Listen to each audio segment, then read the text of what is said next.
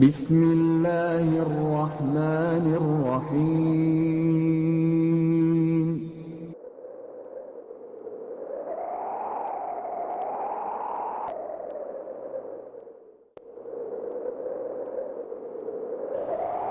اللہ کے رسول صلی اللہ علیہ وسلم کے بعد جو شخصیت مسلمانوں کی خلیفہ بنتی ہے ان کا نام ابو بکر صدیق رضی اللہ عنہ وارضہ ہے۔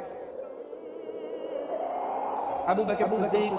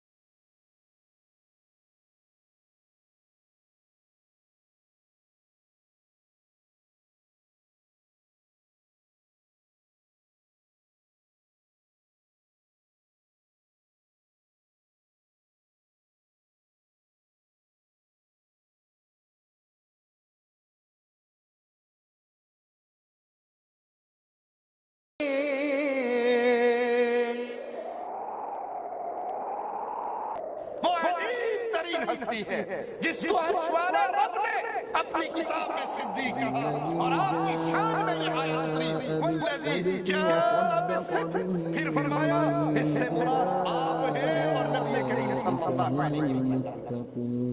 وفات سے پہلے فرمایا مجھے اللہ کے نبی علیہ السلام کے پہلو میں دفن کرنا۔ ابو بکر صدیق جو غار میں نبی کے پڑوس میں رہے، جو ہجرت کے سفر میں نبی کے پیچھے سوار رہے، جو زندگی بھر آقا علیہ السلام کے ساتھ ہی رہے، ان کی خواہش، ان کی تمنا، ان کی وصیت کہ جو ہی میں مروں مجھے آقا علیہ السلام کے پہلو میں دفن کر دینا۔ اگر تم اس نبی کی مدد نہ کرو گے تو اس سے پہلے اللہ نے اس کی مدد کی جب کافروں نے اسے مکے سے نکال دیا تھا، جبکہ وہ دونوں غار میں تھے اور وہ دو میں سے دوسرا تھا، اور اپنے ساتھی سے کہہ رہا تھا غم نہ کرو اللہ ہمارے ساتھ ہے۔ پھر اللہ تعالیٰ نے اس پر اپنی طرف سے سکون قلب نازل کیا اور ایسے لشکروں سے اس کی مدد کی جو تمہیں نظر نہیں آتے تھے، اور کافروں کے قول کو سرنگو کر دیا، اور بول تو اللہ ہی کا والا ہے اور اللہ ہر چیز پر غالب اور حکمت والا ہے۔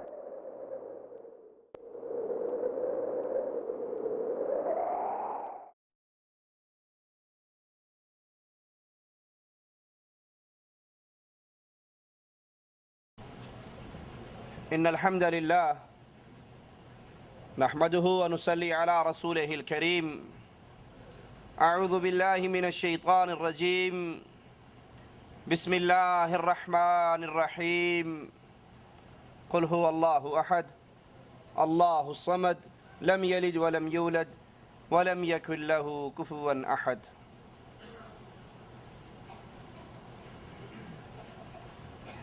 رسول اللہ صلی اللہ علیہ وسلم کی دعوت،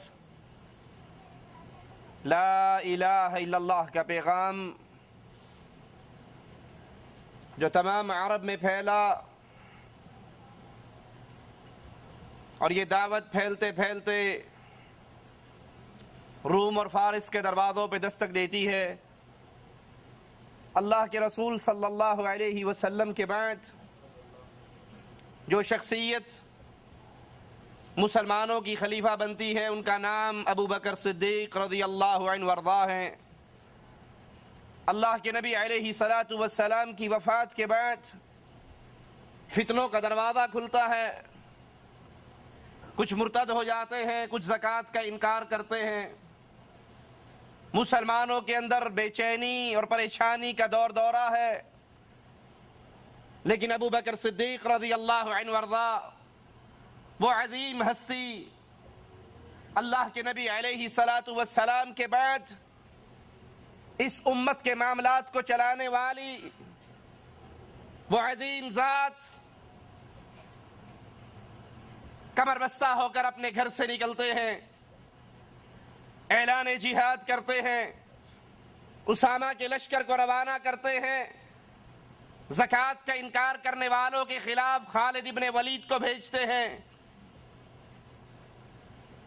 وہ پریشانی، وہ غم کا دور ٹل جاتا ہے اور ابو بکر صدیق رضی اللہ عنہ وارضاہ کے جذبہ ایمانی اور جذبہ جہاد اور لا الہ الا اللہ کی دعوت کو تھامنے کے فوائد نظر آتے ہیں. اسلام پھیلتا ہے، پھولتا ہے. بلکہ یہ کہا جائے تو غلط نہ ہوگا کہ صرف یہ نہیں کہ جذبہ ایمانی صدیقی نے مسلمانوں کے معاشرے میں پھیلی ہوئی بے چینی کو ختم کیا، بلکہ خلافت ابو بکر کے دور میں ہی بیرونی فتوحات کے دروازے بھی کھلے. مسلمانوں کی عزت، مسلمانوں کی ہیبت، مسلمانوں کا رعب کفار پہ طاری ہوا اور یہی سے فتوحات خارجیہ کے دروازے کھلے. لیکن بالآخر موت، جس نے ہمارے آقا، ہمارے امام، ہمارے قائد محمد کریم صلی اللہ علیہ وسلم کو نہیں چھوڑا، یہ موت ابو بکر صدیق رضی اللہ عنہ وارضاہ کے بھی قریب سے قریب تر ہوئی. اور 22 جمادی الاخر 13 ہجری دوشنبہ کے دن مغرب اور عشاء کے درمیان ابو بکر صدیق رضی اللہ عنہ وارضاہ اس جہان سے ہمیشہ کے آرام والے جہان کے اندر اللہ کی جنتوں کی طرف منتقل ہو گئے. وفات سے پہلے فرمایا مجھے اللہ کے نبی علیہ الصلوۃ والسلام کے پہلو میں دفن کرنا. ابو بکر صدیق جو غار میں نبی کے پڑوس میں رہے، جو ہجرت کے سفر میں نبی کے پیچھے سوار رہے، جو زندگی بھر آقا علیہ الصلوۃ والسلام کے ساتھ ہی رہے، ان کی خواہش، ان کی تمنا، ان کی وصیت کہ جو ہی میں مروں مجھے آقا علیہ الصلوۃ والسلام کے پہلو میں دفن کر دینا. جو چادر میں نے لی ہے اسی چادر میں مجھے کفن دینا. نیا کپڑا مل جائے، میسر ہو، وہ کسی غریب کو دے دینا کہ زندہ نئے کپڑے کا زیادہ محتاج ہوتا ہے. مجھے نیا کفن بھی نہ دینا، اسی چادر کے اندر مجھے کفن دے دینا.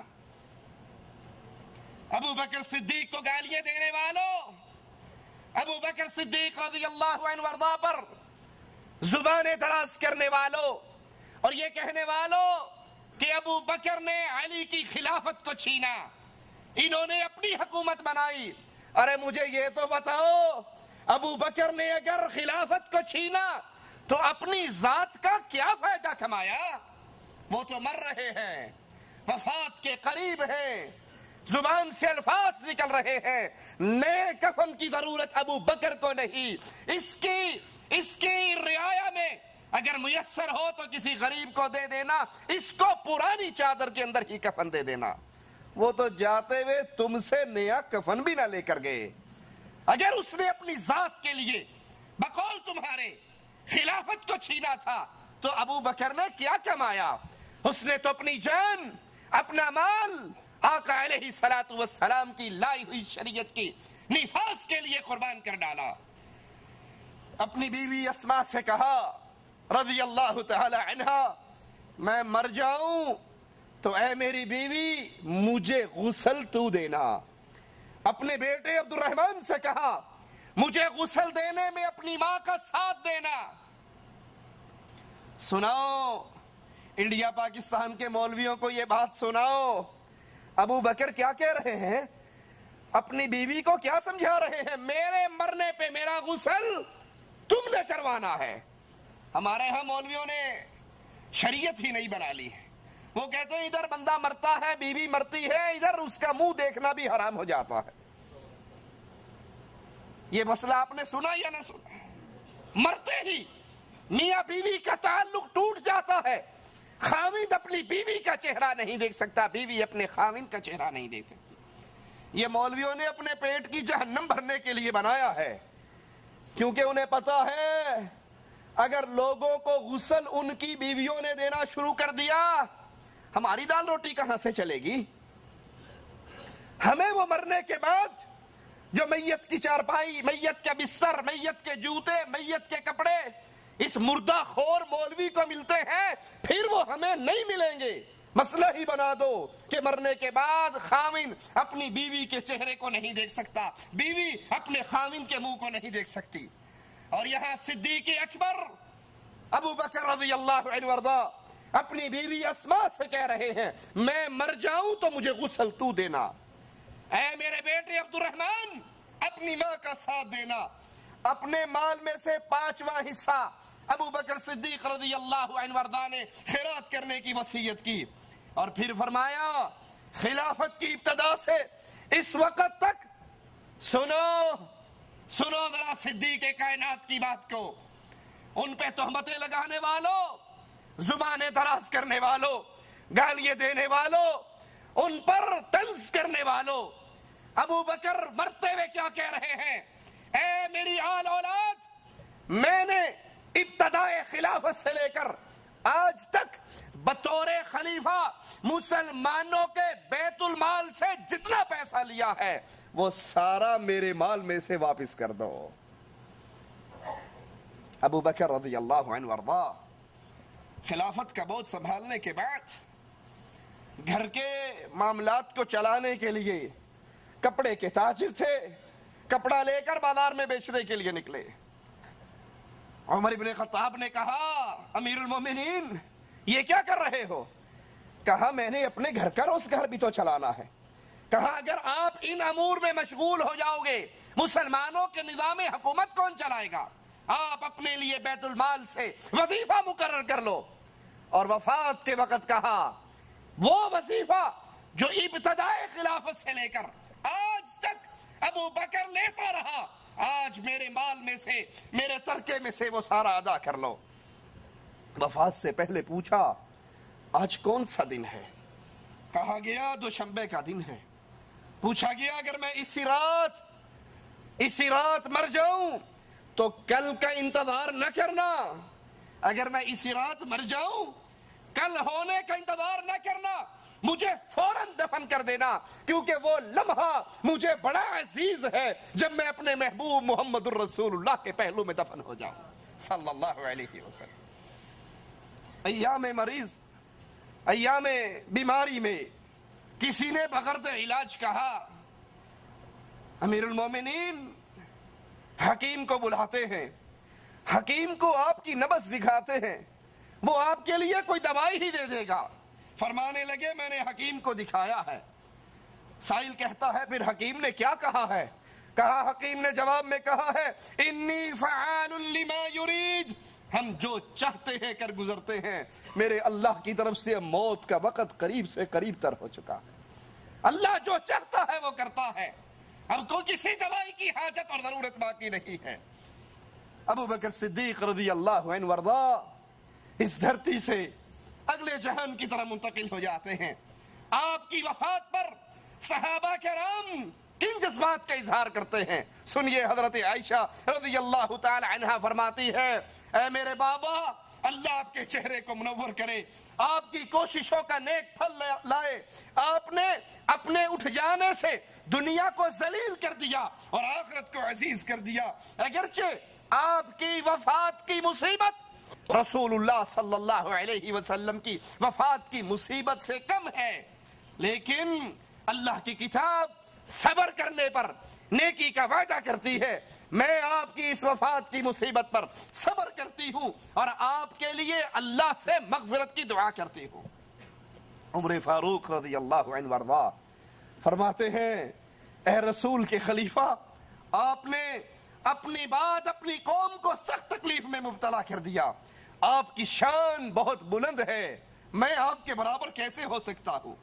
حضرت علی رضی اللہ عنہ وارضا فرماتے ہیں یہ تہمت لگانے والوں کہ ابو بکر نے علی کی حکومت کو چھینا تھا، یہ تہمت لگانے والوں کہ ابو بکر علی کے دشمن تھے، ارے صحابہ اور اہل بیت وہ آپس میں محبت کیا کرتے تھے، ان کے آپس میں پیار اور محبت کے رشتے قائم تھے، نہیں یقین تو سنو۔ علی فرماتے ہیں رضی اللہ عنہ وارضا اے ابو بکر اللہ آپ پر رحم کرے، اللہ کی قسم سب سے پہلے اسلام آپ لے کر آئے، سب سے زیادہ ایمان کو آپ نے اپنے دل میں بسایا، اللہ کی مخلوقات میں بہترین مخلوق اور سب سے زیادہ کامل یقین والے آپ.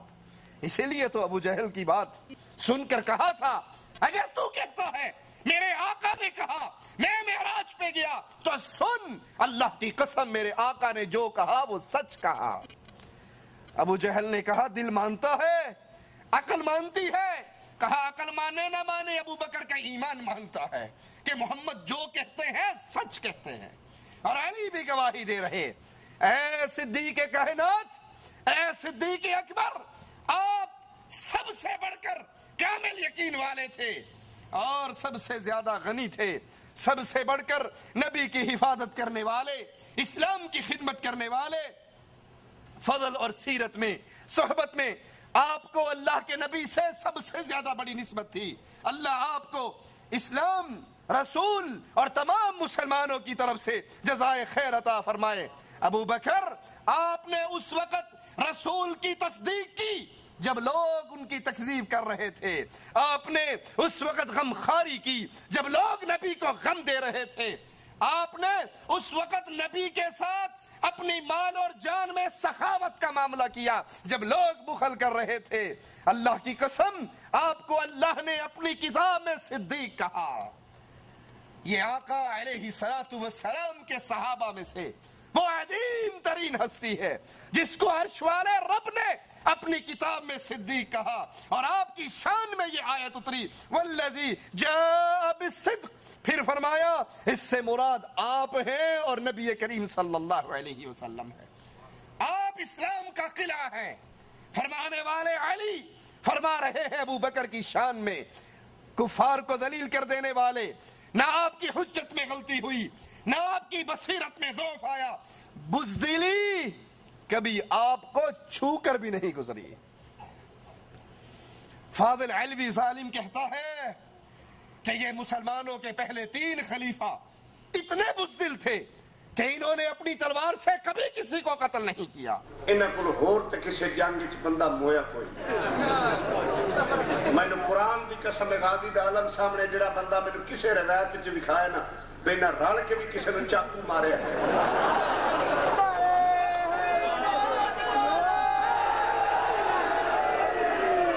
میں مذہب چھوڑ دے سا یہ تہمت لگا رہا ہے صدیق اکبر پہ اور علی مرتضی گواہی دے رہے ہیں. ابو بکر میں گواہی دیتا ہوں بزدلی کبھی آپ کے پاس سے چھو کر بھی نہیں ہوئی, آپ کے قریب سے بھی نہیں گزری. آپ پہاڑ کی طرح مضبوط, نہ تیز ہوائیں آپ کو ہلا سکی نہ اکھاڑنے والے آپ کو اکھاڑ سکے.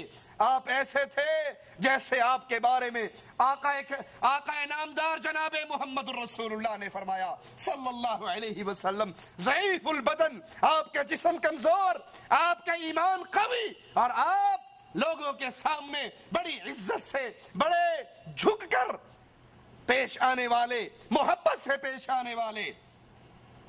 زمین میں اللہ کے انبیاء کے بعد سب سے زیادہ افضل بلند مرتبے والے مومنوں میں افضل. آپ کے سامنے کوئی بے جا تما نہ کر سکتا, کوئی ناجائز خواہش نہ کر سکتا. آپ کے سامنے کمزور قوی تھا اور قوی کمزور تھا جب تک اس قوی سے کمزور کا حق آپ لے کر اس کو ادا نہ کر دیتے. ابو بکر صدیق رضی اللہ عنہ وارضا رسول کریم صلی اللہ علیہ وسلم کی اتباع میں یہ جذبہ اتباع سنت محمد کریم صلی اللہ علیہ وسلم صدیق اکبر کے دل میں کیسے بھرا ہوا. عمر بن عاص رضی اللہ عنہ وارضا ایک جنگ میں ایک رومی سردار کا سر کاٹ کے ابو بکر صدیق رضی اللہ عنہ وارضا کی طرف بھیجتے ہیں. ابو بکر صدیق رضی اللہ عنہ وارضا جواب میں حضرت عمر بن عاص کو منع کرتے ہیں کہ ایسا دوبارہ نہ کرنا. وہ کہتے ہیں ابو بکر رضی اللہ عنہ وارضا اس میں حرج کیا ہے, یہ کفار یہ مشرکین یہ رومی ہمارے مسلمان سپہ سالاروں کے ساتھ بھی یہ سلوک کرتے ہیں. وہ مسلمانوں کی گردنیں کاٹ کر اپنے بادشاہوں کو بھیجتے ہیں, اگر ہم بھی ان سے بدلہ لے لیں تو کیا حرج ہے. کہا جب ہمارے پاس رسول اللہ کی سنت موجود ہے تو پھر ہم روم اور فارس کی تقلید کیوں کریں. جو عمل تم کر رہے ہو اس عمل کی تعلیم رسول اللہ صلی اللہ علیہ وسلم نے نہیں دی. ایک چیز شریعت ہمارے پاس موجود ہے، پھر اس شریعت کے احکامات کو چھوڑ کر ہم کفار کے پیچھے کیوں چلیں جب اللہ اور اس کے رسول نے ہمیں یہ تعلیم نہیں دی. آج کے بعد تم بھی یہ عمل دوبارہ نہ کرنا. ابو بکر صدیق رضی اللہ عنہ وارضا، اللہ سے محبت کرنے والے، رسول اللہ سے محبت کرنے والے، اور اس محبت میں کتنے پختہ. جب آقا علیہ السلام نے پوچھا ابو بکر گھر کے لیے کیا چھوڑ کر آئے ہو؟ تبوک کے لیے تمہارے رسول نے مال تو مانگا، تم گھر والوں کو کیا دے کر آئے ہو؟ کہا آقا گھر میں جو کچھ تھا وہ آپ کے قدموں میں لے آیا ہوں، اور اپنے گھر میں اللہ اور اس کے رسول کی محبت کو چھوڑ آیا. اور کچھ نہیں ہے میرے گھر میں سوائے رب کی محبت، رب کے رسول کی محبت. خود ابو بکر رضی اللہ عنہ وارضا فرماتے ہیں دنیا کی چیزوں میں مجھے 3 چیزیں بہت زیادہ عزیز ہیں، پسند ہیں. پہلی چیز اپنے آقا جناب محمد الرسول اللہ صلی اللہ علیہ وسلم کے چہرے کی زیارت کرنا. اور یہ صدیق کائنات تھے جو آقا کے چہرے کی زیارت کیا کرتے. عام کسی کو ٹکٹکی باندھ کر نبی کا چہرہ دیکھنے کی ہمت نہیں ہوا کرتی تھی. کہا مجھے دنیا میں سب سے زیادہ عزیز یہ ہے میں اپنے رسول کے چہرے کی زیارت کرتا رہوں، اور اللہ نے جو مال دیا ہے مجھے بڑی عزیز ہے یہ بات، بڑی پسند ہے یہ بات، میں اپنا مال رسول اللہ صلی اللہ علیہ وسلم پہ نچھاور کرتا رہوں. اسی لیے ہجرت کے سفر میں مال ابو بکر کا، سواری ابو بکر کی، کھانا ابو بکر کا، راستے کا راستہ دکھانے والا، مسافروں کے لیے رہنما اگر لیا وہ بھی ابو بکر کے پیسوں کا. کہا مجھے بڑا عزیز ہے اللہ نے جو مال دیا ہے وہ میں محمد الرسول اللہ پہ قربان کرتا جاؤں. اور تیسری چیز مجھے بڑی پسند ہے کہ نبی کے گھر میں ابو بکر کی بیٹی موجود ہے. نبی کے گھر میں ابو بکر کی بیٹی. اور یاد کر لو نبی بھی پاک، اس کے گھر والے بھی پاک، نبی بھی پاک، نبی کا بستر بھی پاک، نبی بھی طیب، اور گھر والے اور بستر بھی پاکیزہ ہے. نبی کے بستر پہ غیر پاکیزہ کوئی آ سکتا؟ کہا مجھے بڑا پسند ہے، مجھے بڑا عزیز ہے کہ میری بیٹی محمد الرسول اللہ صلی اللہ علیہ وسلم کے گھر میں ہے. خود اللہ کے نبی نے فرمایا صلی اللہ علیہ وسلم اللہ ابو بکر پہ رحم کرے، انہوں نے اپنی بیٹی کو میری زوجیت میں دیا، مجھے دار الہجرت پہنچایا اور بلال کو خرید کر اللہ کے لیے آزاد کر دیا. اللہ ابو بکر پہ رحم کرے، یہ دعا محمد الرسول اللہ صلی اللہ علیہ وسلم دے رہے. ابو بکر عبادت کرنے والے اپنے رب کی، اور عبادت کی یہ کیفیت کہ رسول کریم صلی اللہ علیہ وسلم پوچھتے ہیں آج روزہ کس نے رکھا؟ ابو بکر فرماتے ہیں یا رسول اللہ میں نے رکھا. پوچھا صدقہ کس نے کیا؟ کہا میں نے کیا. مسکین کو کھانا کس نے کھلایا؟ کہا میں نے کھلایا. جنازے کے ساتھ چل کر کون گیا؟ ابو بکر کہتے ہیں اللہ کے نبی میں گیا. ابو بکر رضی اللہ عنہ وارضا رسول کریم صلی اللہ علیہ وسلم سے پوچھتے ہیں یا رسول اللہ صلی اللہ علیہ وسلم جنت کے 8 دروازے ہیں، انسان نے گزرنا تو ایک ہی دروازے سے ہے، ایک بندہ 2 دروازوں سے نہیں گزر سکتا، لیکن یا رسول اللہ صلی اللہ علیہ وسلم کیا کوئی ایسا خوش نصیب ہے جس کو جنت کا ہر دروازہ پکارے گا، ہر دروازہ آواز لے کر کہے گا آ میرے اندر سے گزر جا. آقا فرماتے ہیں ابو بکر مجھے امید ہے تو ان خوش نصیبوں میں شامل ہوگا جن کو جنت کا ہر دروازہ کہے گا اور میرے اندر سے جنت میں گزر جائے. ایک دن میں روزہ بھی ابو بکر نے رکھا، صدقہ بھی ابو بکر نے کیا، جنازہ بھی ابو بکر نے پڑھا، مسکین کو کھانا بھی ابو بکر نے کھلایا. کہا مجھے امید ہے، مجھے یقین ہے جس کو جنت کے ہر دروازے نے نام لے کر پکارنا ہے وہ ابو بکر صدیق ہے، جو جائے گا تو ایک ہی دروازے سے لیکن جنت کے ہر دروازے کی خواہش ہوگی کہ ابو بکر میرے اندر سے گزر جائے. رضی اللہ عنہ وارضا. ابو بکر صدیق رضی اللہ عنہ وارضا اللہ کی مخلوق کی خدمت کرنے والے، مدینہ میں ایک بڑھیا رہا کرتی تھی، عمر فاروق رضی اللہ عنہ وارضا اس بڑھیا کے گھر جاتے، اس محتاج کے گھر جاتے، اس کا کھانے پینے کا بندوبست کر آتے، اس کے گھر کے کام کراتے۔ پھر یہ ہونے لگا حضرت عمر کے جانے سے پہلے بڑھیا کے سارے کام ہو چکے ہوتے۔ جب حضرت عمر پہنچتے پانی بھی بھرا ہوا ہے، صفائی بھی ہو چکی ہے، باقی معاملات بھی ٹھیک ہو گئے ہیں، گھر کے سارے کام ہو گئے۔ حضرت عمر کہتے ہیں ایک دن میں وقت سے پہلے آ کر چھپ گیا، دیکھوں تو صحیح یہ کون ہے جو نیکی میں فاروق اعظم سے بھی بڑھ رہا ہے۔ کہا اللہ کی قسم میں نے جب چھپ کر دیکھا تو وہ رات کے اندھیرے میں آ کر اس مجبور بڑھیا کا کام کرنے والا مسلمانوں کا خلیفہ ابو بکر تھا رضی اللہ عنہ وارضا، اللہ ان سے راضی ہو۔ بہادری کا کیا کہنا، شجاعت کا کیا کہنا۔ حضرت علی رضی اللہ عنہ وارضا خود لوگوں سے سوال کرتے ہیں، کہا بتا تمہارے نزدیک سب سے زیادہ بہادر کون ہے؟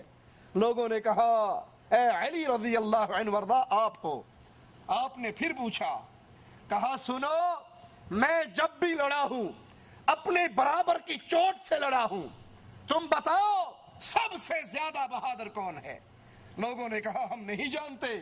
تو کہا بدر کے دن جب اللہ کے نبی صلی اللہ علیہ وسلم کے لیے الگ مقام بنایا گیا، آپ کی حفاظت کا سوال پیدا ہوا۔ حضرت علی فرما رہے ہیں رضی اللہ عنہ وارضا نبی کی حفاظت کا سوال پیدا ہوا، کون نبی کے پاس رہے، نبی کی حفاظت کرے، یہاں پر پہرا دے؟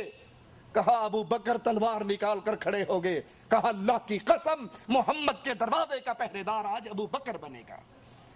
حضرت علی فرماتے ہیں پھر ابو بکر نے کافروں سے ایسی جنگ کی اور ان کو اپنے رسول صلی اللہ علیہ وسلم کے قریب نہ آنے دیا۔ سنو سب سے زیادہ بہادر ابو بکر رضی اللہ عنہ وارضا ہے۔ حضرت علی فرماتے ہیں ایک دن کفار نے میرے آقا کو گھسیٹا، میرے آقا کے ساتھ بدسلوکی کی۔ حضرت علی خود فرما رہے ہیں کسی کو جرت نہ ہوئی کفار کو روکنے کی۔ ابو بکر دوڑتے ہوئے آئے، کفار کو دھکا دیا اور ان سے قتال کرنے لگے کہ تم اس رسول کو اس لیے مارتے ہو کہ یہ آواز لگاتا ہے میرا رب اللہ ہے۔ کفار نے رسول اللہ صلی اللہ علیہ وسلم کو چھوڑ دیا اور سارے کے سارے ابو بکر صدیق کو مارنے پر تیار ہو گئے۔ حضرت علی رضی اللہ عنہ وارضا فرماتے ہیں آل فرعون کا مومن اور ابو بکر رضی اللہ عنہ وارضا پوچھتے ہیں ایمان میں کون بہتر ہے؟ کہا اللہ کی قسم آل فرعون کے مومن سے ابو بکر 1000 درجے زیادہ افضل ہے، کیونکہ آل فرعون کے مومن نے اپنے ایمان کو چھپا لیا تھا اور ابو بکر رضی اللہ عنہ وارضا اپنے ایمان کا اعلان کر رہے تھے۔ وہ ایمان چھپا کر بیٹھا تھا اور یہ ایمان کا اعلان کیا کرتے تھے، لا الہ الا اللہ کی آوازیں کو بلند کرتے تھے۔ حضرت حسن سے روایت ہے کہ سیدنا ابو بکر نے وفات سے قبل فرمایا، سنیے حضرت حسن کی گواہی رضی اللہ عنہ وارضا، وفات کے قریب امیر المؤمنین خلیفۃ الرسول ابو بکر صدیق رضی اللہ عنہ وارضا فرما رہے ہیں لوگو یہ اونٹنی جس کا دودھ ہم پیتے ہیں، یہ پیالہ جس میں ہم کھانا کھاتے ہیں اور یہ چادر یہ عمر کو دے آؤ اور اس کو کہہ دو بطور خلیفہ یہ چیزیں میں نے بیت المال سے لی تھی اور آج مرنے سے پہلے بیت المال کو واپس لوٹا رہا ہوں۔ تم کہتے ہو علی کی خلافت پہ قبضہ کیا، ارے اگر اس نے قبضہ کیا اپنے لیے کیا بنایا؟ اپنے لیے کون سے محلات کھڑے کیے؟ اپنے آرام اور آسائش کے کیا سامان اکٹھے کیے؟ وہ تو مرتے ہوئے اونٹنی، ایک پانی کھانے کا پیالہ اور ایک چادر اس کو بھی عمر کے پاس بھیجتے ہوئے کہتے ہیں واپس بیت المال میں سے میں نے لیا تھا، میرے بعد جو خلیفہ بنے گا یہ چیزیں اس کو دے دینا۔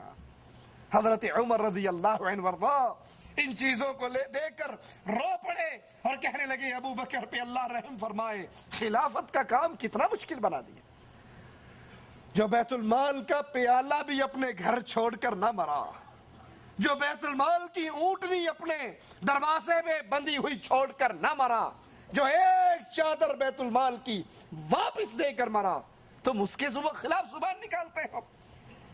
رسول کریم صلی اللہ علیہ وسلم کا فرمان سنیے اور پھر اس فرمان کی روشنی میں ابو بکر صدیق رضی اللہ عنہ وارضا کی شان کو تولیے۔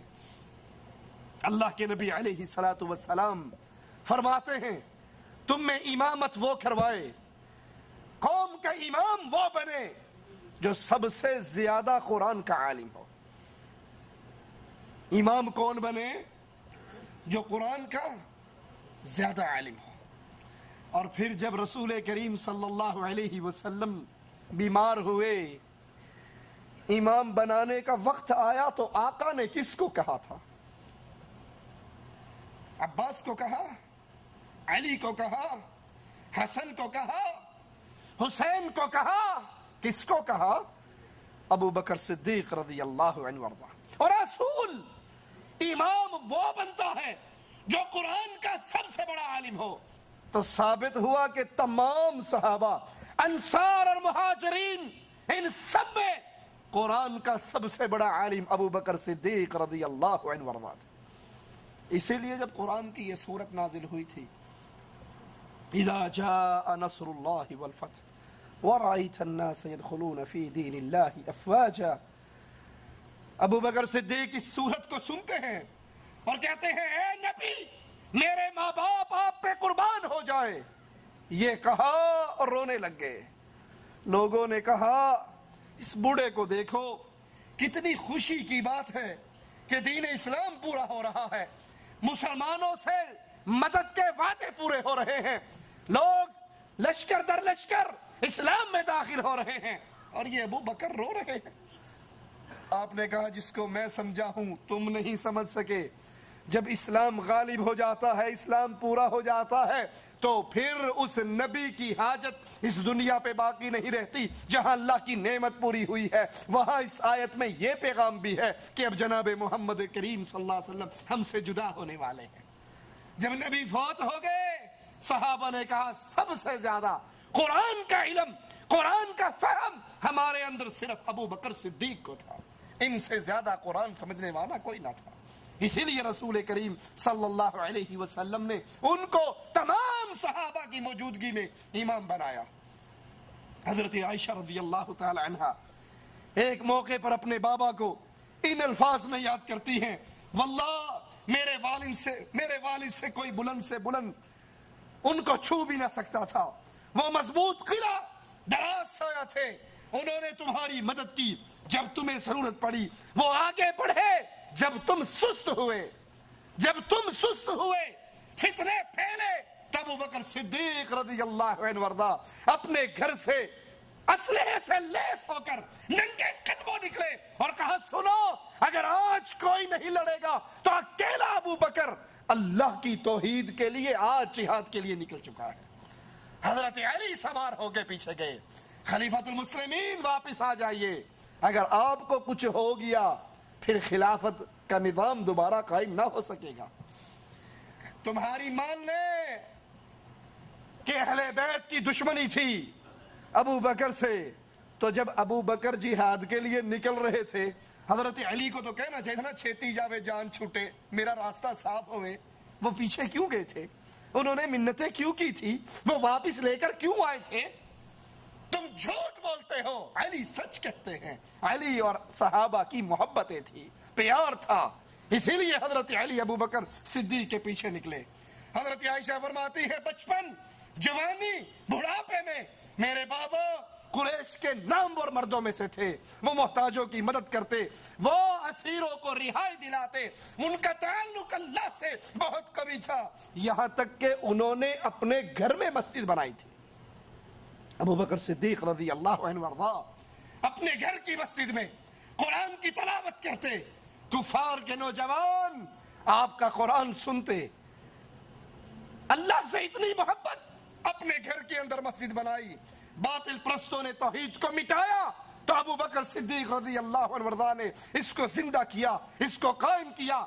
عائشہ فرماتی ہے میرے بابا کا ایمان کفار پہ بہت بھاری تھا، قریش نے ان کی طرف کمانیں کھڑی کی، اپنے تیر سوتے، انہوں نے سارے حربے استعمال کر لیے، لیکن میرے بابا کو دین اسلام کی تبلیغ سے باز نہ کر سکے۔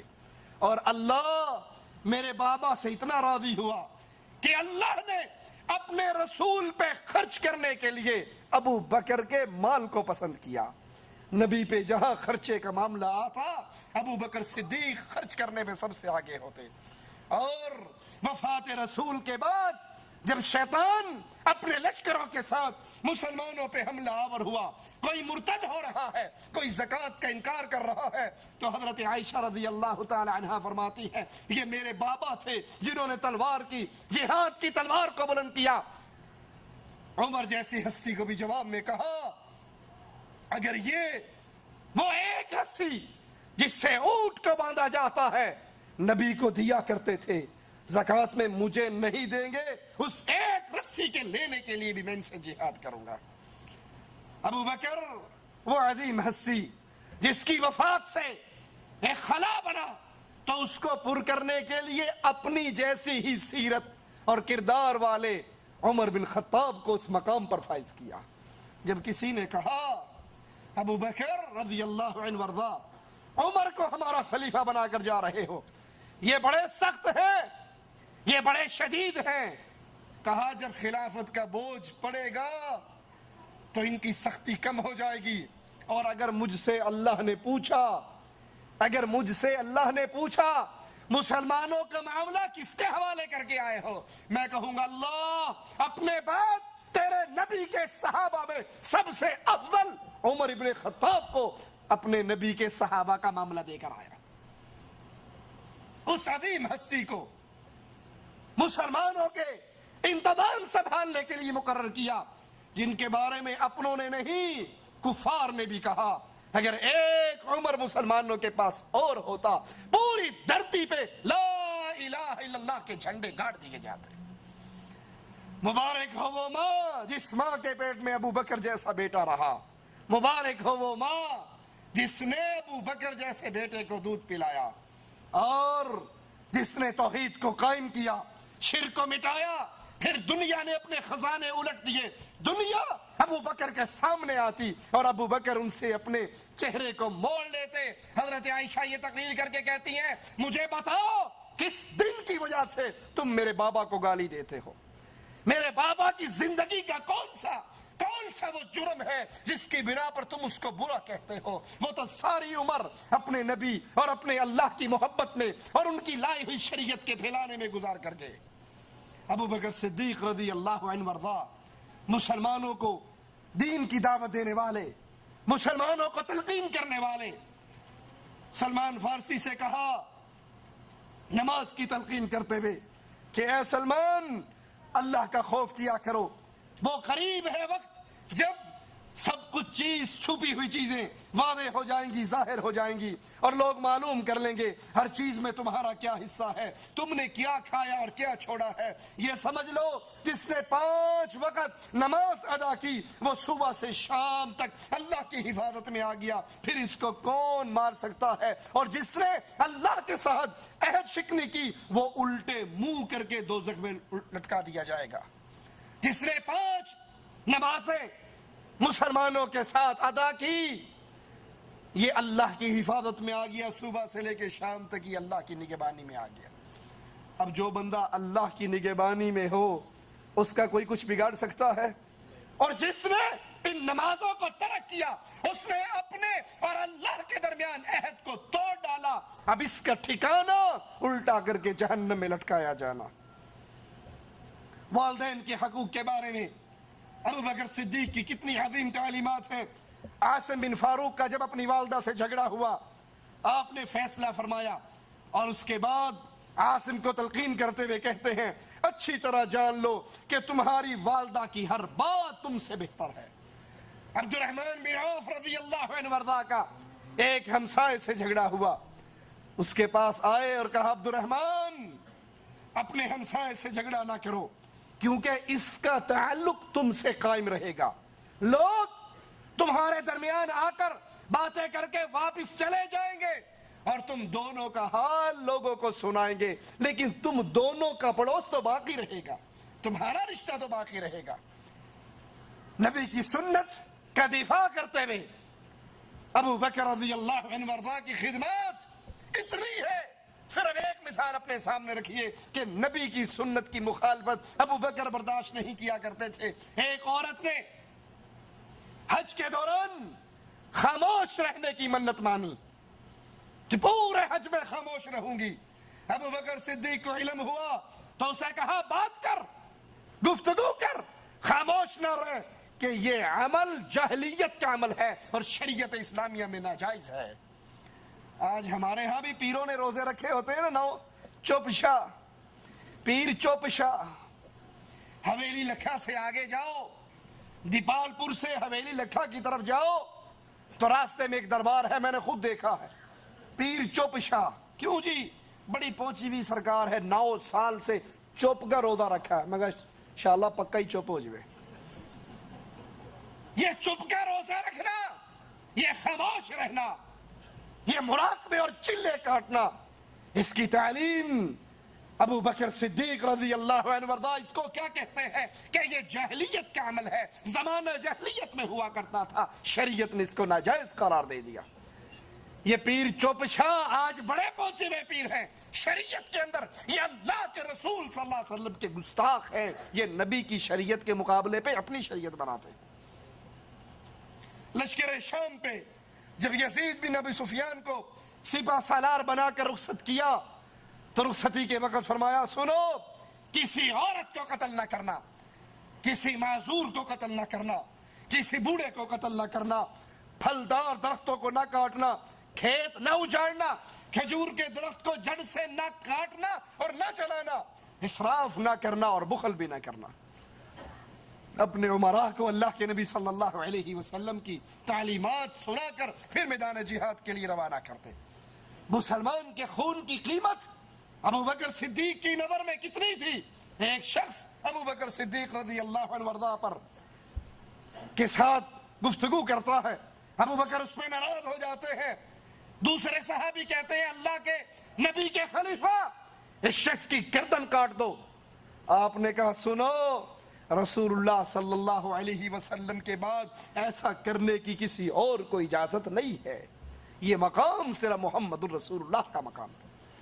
ان کے ساتھ جو گستاخی کرے اس کی گردن کاٹ دی جائے گی، یہ مقام محمد ہے، اب اس کے بعد کسی اور کے لیے لائق نہیں ہے۔ مسلمان کی خون کی حرمت، اگر ان کی شان دیکھنا چاہتے ہو تو قرآن حکیم کی آیت ثانی اثنین اذ ہما فی الغار اذ یقول لصاحبہ لا تحزن ان اللہ معنا، دو جب غار کے اندر اور دو میں سے دوسرا اپنے ساتھی سے کہہ رہا غمگین مت ہو ان اللہ معنا۔ ابو بکر کو گالیاں دینے والوں، ابو بکر کی تکذیب کرنے والوں، اور نعوذ باللہ ثم نعوذ باللہ معاملہ تکفیر تک پہنچ چکا ہے۔ لوگ آج ابو بکر کے ایمان کا انکار کرتے ہیں۔ اگر تمہاری بات مان لی جائے، قرآن کی اس آیت کا کیا ترجمہ کرو گے؟ رسول صلی اللہ علیہ وسلم ابو بکر سے کہہ رہے، قرآن کے الفاظ گواہی دے رہے، لا تحزن ان اللہ معنا، غم کیوں کرتے ہو؟ اللہ ہمارے ساتھ ہے۔ اگر نبی ایمان والے تھے اور ابو بکر نعوذ باللہ بقول تمہارے اہل ایمان میں سے نہیں تھے، پھر قرآن کیوں کہہ رہا ہے ان اللہ معنا، اللہ ہمارے ساتھ ہے؟ نبی کو یہ کہنا چاہیے تھا ان اللہ معی، رب میرے ساتھ ہے۔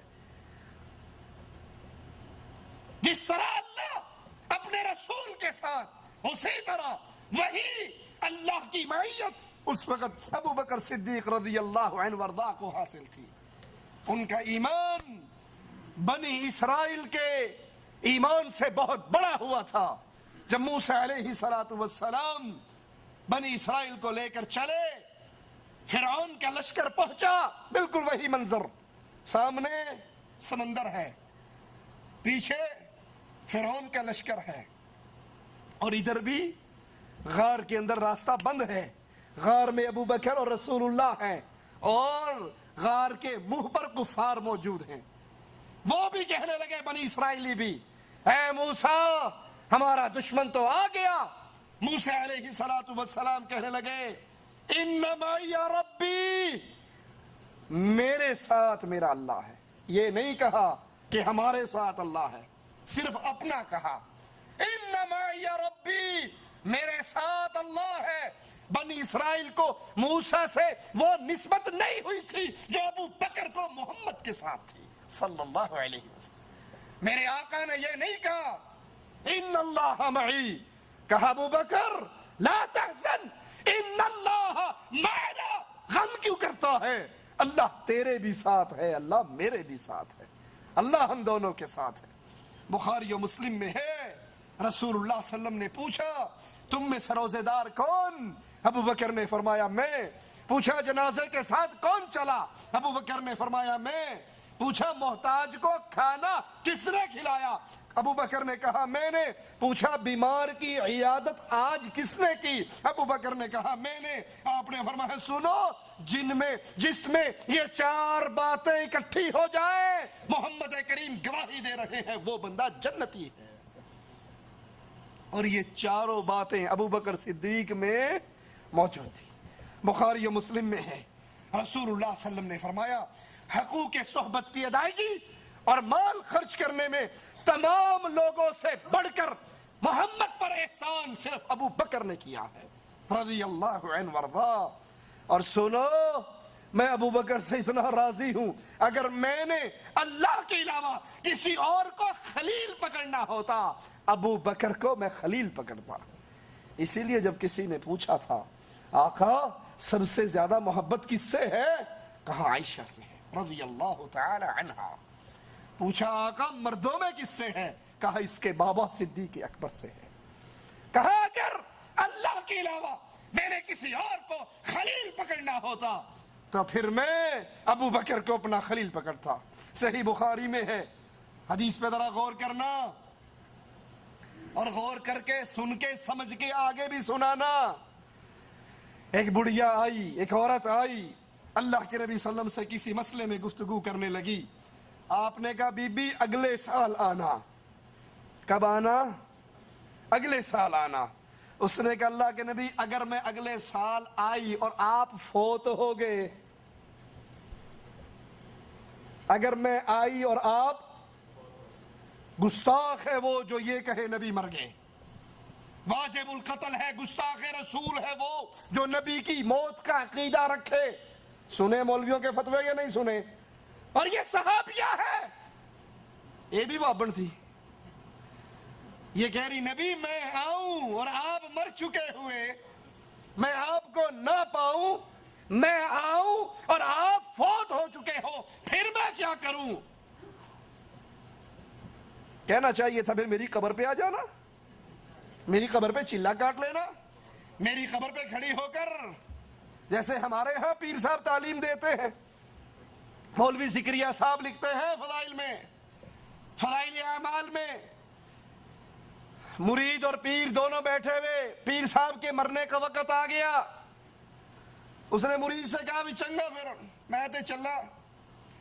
مرید اس کا سرہانہ پکڑ کے رونے لگ گیا, بابا جی ابھی تو کوئی خاص فیض بھی نہیں اٹھایا, ابھی تو علی باتاں پڑھنی شروع کی, تسی ٹر چل رہے ہو, سیڑا کی بنے گا. کہا فکر نہ کر, پریشان کیوں ہوتا ہے, میری قبر پہ آنا, جو فیض میری زندگی میں پایا کرتا تھا میری قبر سے تجھے وہی فیض ملے گا.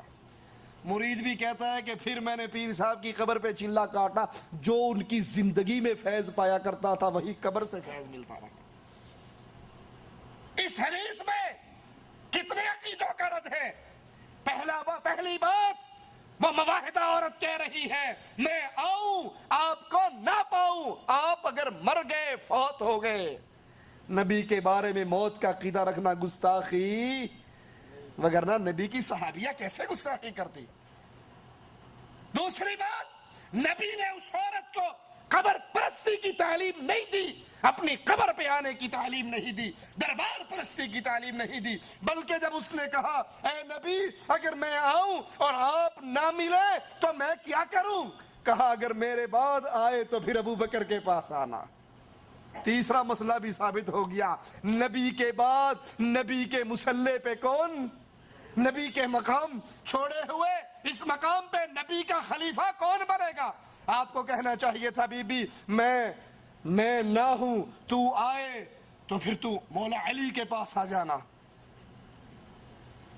وہ مولوی صاحب بیان کرتے ہوئے کہتے ہیں نا، جب اللہ کے نبی معراج پہ پہنچے تو عرش پہ بھی ایک پردہ پڑا ہوا تھا، پوچھا یہ پردہ کیسا ہے، اللہ یہ پردہ کیسا ہے، اللہ نے پردہ ہٹا دیا، پیچھے مولا علی بیٹھے ہوئے تھے، نعرہ حیدری، کہا اسی علی کی شان بتانے کے لیے تجھے یہاں بلایا ہے۔ ایک ذاکر کہتا ہے ہم نے سارے انبیاء کی سیرت کو دیکھا، ہمیں مولا علی جیسا نبیوں میں بھی کوئی نہیں ملا۔ لا حول ولا قوت الا باللہ، انا للہ و انا الیہ راجعون۔ ایک ذاکر کہتا ہے کہ جب اللہ کے نبی خیبر کی جنگ کے لیے گئے، کفار کو چھیڑ بیٹھے، فتح ہو نہیں رہی تھی، مرحب نے فاحشہ عورتوں سے کہا نبی کی توہین میں شعر پڑھو، انہوں نے شعر پڑھے، نبی نے مصلی بچھایا اور اللہ سے کہا میں نہ کہتا تھا اس کو لے کر چلوں، لا حول ولا قوت الا باللہ، اور تو نے کہا تھا مدینے میں چھوڑ کر جا، ابو علی کو چھوڑ آیا ہوں، کافروں کو چھیڑ بیٹھا ہوں، فتح ہو نہیں رہی۔ کہا پھر جیسے قرآن کی آیت آتی ہے اس طرح آسمان سے علی زمین پر آئے۔ یہاں عورت پوچھ رہی ہے آقا میں آؤں آپ نہ ملے کس کے پاس جاؤں، آپ نے کہا بی بی اگر تو آئے اور میں نہ ہوں تو ابو بکر کے پاس آنا۔ ثابت ہوا اس حدیث سے بھی کہ ابو بکر رسول کریم صلی اللہ علیہ وسلم کے بعد خلیفۃ رسول بننے والے۔ صحیح بخاری میں ہے اللہ کے نبی نے فرمایا ابو بکر تم غار میں میرے ساتھی، تم حوض کوثر پر بھی میرے ساتھی، غار میں میرے رفیق، حوض پر بھی میرے رفیق۔ اور ترمذی میں ہے حضرت عائشہ فرماتی ہیں ابو بکر رسول کریم صلی اللہ علیہ وسلم کی خدمت میں حاضر ہوئے تو اللہ کے نبی نے فرمایا انت عتیق من النار، اے ابو بکر تو وہ ہے جس کو اللہ نے دوزخ سے آزاد کر دیا ہے۔ اس دن کے بعد ابو بکر کا نام عتیق پڑ گیا۔ پھر فرمایا ابو بکر امت محمدیہ میں تم وہ شخص ہو جو سب سے پہلے اللہ کی جنت میں داخل ہو گئے۔ انبیاء کے بعد یہ شان صدیقی ہے کہ سب سے پہلے میرے نبی کی امت باقی نبیوں کی امتوں سے پہلے جنت میں جائے گی، اور نبی کی امت میں سب سے پہلے ابو بکر صدیق جنت میں جائیں گے۔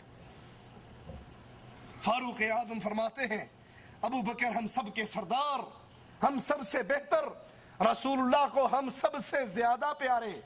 اور حضرت علی فرماتے ہیں ہم نیکی میں ابو بکر سے کبھی نہیں بڑھے۔ ربیع بن یونس کا قول ہے ابو بکر کی مثال سابقہ کتابوں میں بارش سے دی گئی، جہاں بارش پڑتی نفع بخش ہوتی۔ انبیاء سابقین کے اصحاب میں سے مجھے کوئی بھی ایسا نظر نہیں آیا جو ابو بکر کے برابر ہو۔ سابقہ تمام نبیوں کی امت میں کسی نبی کی امت میں کوئی شخص ابو بکر رضی اللہ عنہ ارضا جیسا نہیں۔ حضرت عمر فرماتے ہیں اگر اہل زمین کے ایمان کو تولا جائے، ایک پلے میں زمین والوں کے ایمان کو رکھا جائے انبیاء کے بعد، اور ایک پلڑے میں اکیلے ابو بکر کے ایمان کو رکھا جائے تو ابو بکر کے ایمان والا پلڑا بھاری رہے گا۔ ابو بکر ہر مسئلے میں ہم سے سبقت لے جانے والے اور بزرگی کے اندر بھی ہم سے زیادہ۔ محمد بن زبیر فرماتے ہیں میں نے حسن بصری سے عرض کی کہ بعض لوگوں کے دلوں میں شکوک پیدا ہو گئے، آپ میری تسلی کروا دیں کہ یا رسول اللہ صلی اللہ علیہ وسلم نے ان کو خلیفہ بنا دیا تھا؟ ابو بکر کو خلیفہ بنا دیا تھا، یہ سن کر حسن بصری غصے میں آ گئے اور کہنے لگے تمہیں اس میں شک ہے؟ اللہ کی قسم اللہ نے ہی ان کو خلیفہ بنایا، اور کیوں نہ بناتا، وہ سب سے زیادہ عالم، ان کے دل میں سب سے زیادہ خوف الہی۔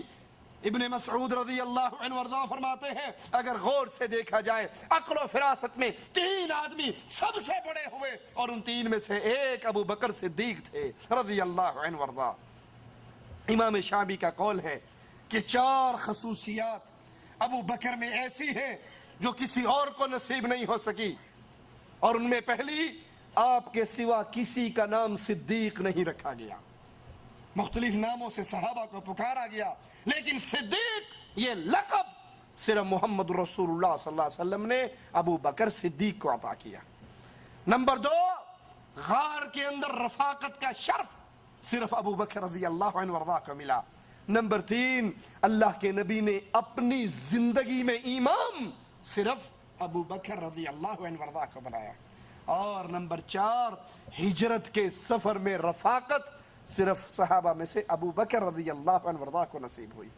سیدنا ابو بکر کی ایک اور خصوصیت کہ 4 نسلیں ابو بکر کی صحابیت کا شرف پاتی ہیں، 4 نسلیں ابو بکر کی شرف صحابیت پاتی ہیں۔